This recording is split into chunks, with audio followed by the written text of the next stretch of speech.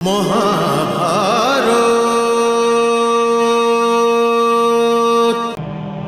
মামাশ্রী।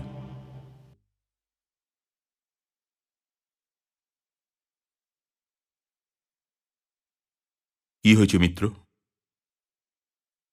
আমি তো সারাদিন যুদ্ধের কোলাহল শুনছিলাম আর ভাবছিলাম যে বিজয় কোন পক্ষের হচ্ছে।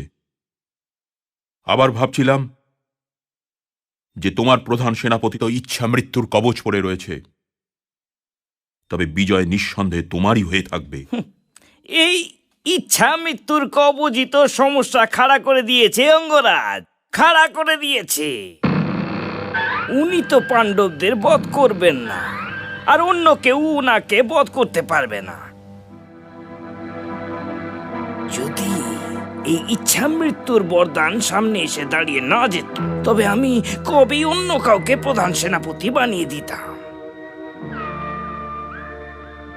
এই তোমার গঙ্গা পুত্র, এই ভরত শিরোমণি, আরে উনি তো আমাদের হারতে তো অবশ্যই দেবেন না, কিন্তু এটাও নিশ্চিত যে আমাদের জিততেও দেবেন না। তবে মামাশ্রী, এমন প্রধান সেনাপতি থাকার অর্থ কি হলো?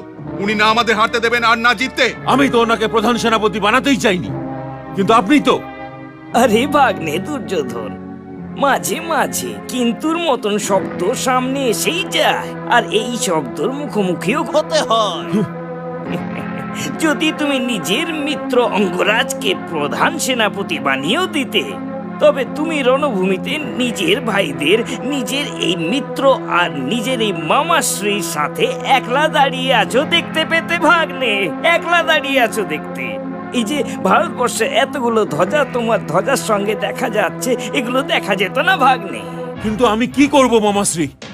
বিজয়ের জন্য অর্জুন বধ ভীষণই আবশ্যক, আর পিতামহ ভীষ্ম তো অর্জুন বধ করবেন না।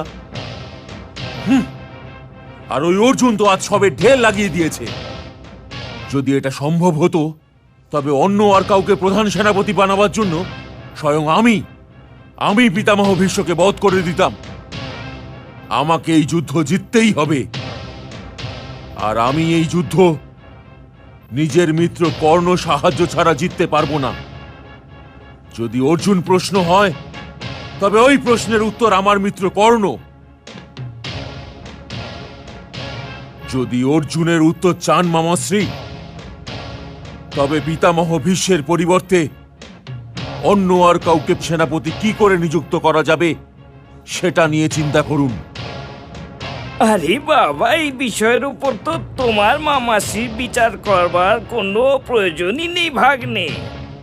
কারণ যদি পাণ্ডব এই যুদ্ধ জিততে চায়, তবে ওদের গঙ্গাপুত্রকে রণভূমি থেকেই সরাতে হবে, কোনো না কোনো উপায় ভাবতেই হবে। তবে ওদের কাজ আমরা কেন করব ভাগ্নে? আমরা কেন করব? আরে তাছাড়া ওদের সাথে তো বাসুদেব কৃষ্ণও আছেন। আরে উনাকে চিন্তা করতে দাও এর উপায়। এই কাঁটা তো উনার গলায়ও আটকে রয়েছে। গঙ্গা পুত্র ভীষ্মের মহাভারত।